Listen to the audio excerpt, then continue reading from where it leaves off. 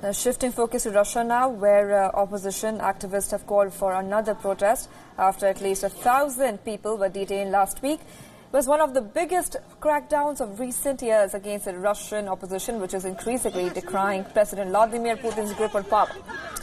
Demonstrators are also protesting the exclusion of opposition candidates from the Moscow City Council. Since mid-July, Moscow has been the scene of mass protests calling for fair elections.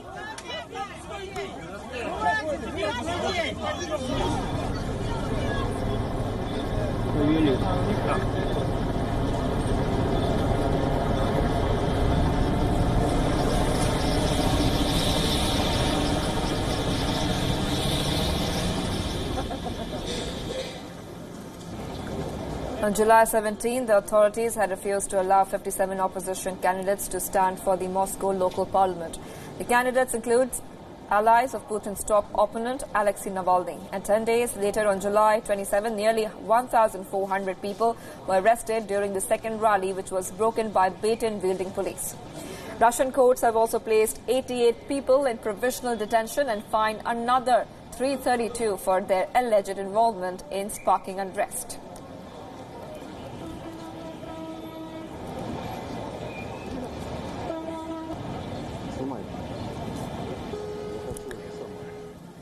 Protests in Hong Kong have entered their 9th straight weekend as well. Thousands of anti-government protesters set off on a protest march.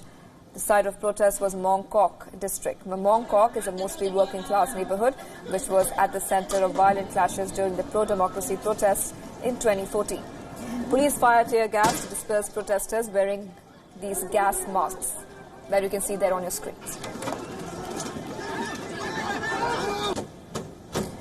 Several protesters had covered their faces with masks or bandanas, wearing helmets and goggles.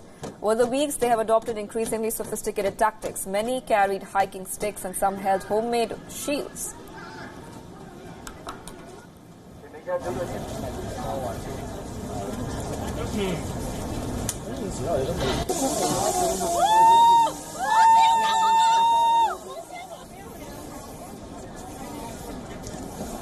Yes, everyone is scared, but if everyone's scared, they don't come out, then we can't do anything. So even when we are so scared, we still need to stand out.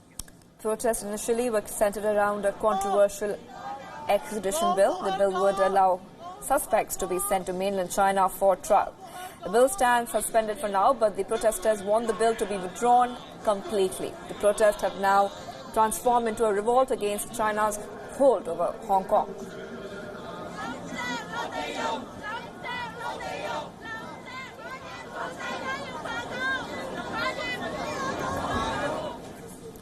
In the meanwhile, China's new ambassador to the UN has warned the US on imposing more trade tariffs. Chinese ambassador Zhang Jun has said that if the US wanted to fight China on trade, then it will fight back.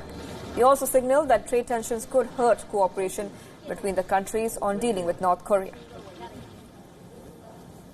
We do regret that, and we do oppose that such a decision has been made, and we definitely will take whatever necessary countermeasures to protect our fundamental rights.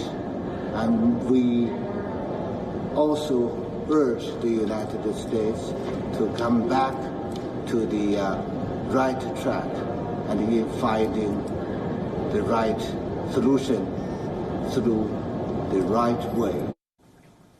This warning comes days after the U.S. announced fresh tariffs on Chinese imports. U.S. President Donald Trump had announced on Thursday that from next month onwards, the U.S. will slap a 10% tariff on $300 billion worth of Chinese imports. Zhang Jun also described Trump's move as an irrational, irresponsible act and said that Beijing was prepared to take countermeasures.